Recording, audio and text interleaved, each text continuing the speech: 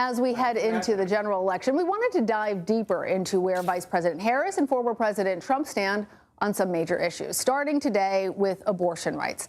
Harris has made reproductive health care a cornerstone of her political career, arguably more so than President Joe Biden. Over the last year, Harris has traveled to multiple states as part of a national reproductive freedom tour and met with 250 state legislators, healthcare providers, and advocates, according to the White House. Now, earlier this year, she actually became the first vice president to visit a Planned Parenthood. Harris wants to codify the federal protections that were in place before Roe versus Wade were overturned. Now, that includes ensuring access to medications, emergency care, as well as the ability to travel for all of these services.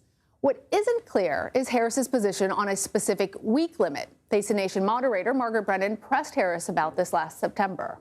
But do you need to be more precise? I am being precise.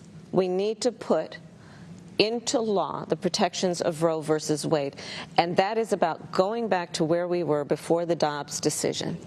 For his part, Trump has changed his position on abortion throughout his time in politics. He says that his position on federal abortion limits is similar to former President Reagan's, much more restrictive, but would provide exceptions for rape, incest, and the life of the mother. Now, while Trump's stance has varied recently between a restriction of 15 to 16 weeks, he did support a ban after 20 weeks during his first term. Unlike some Republicans, however, Trump says he does not support a full federal ban on abortion or more restrictive rules like Florida's 6-week limit. Instead, he wants to leave abortion policy to individual states. He summarized this in his video on Truth Social earlier this year. My view is now that we have abortion where everybody wanted it from a legal standpoint, the states will determine by vote or legislation or perhaps both, and whatever they decide must be the law of the land, in this case, the law of the state.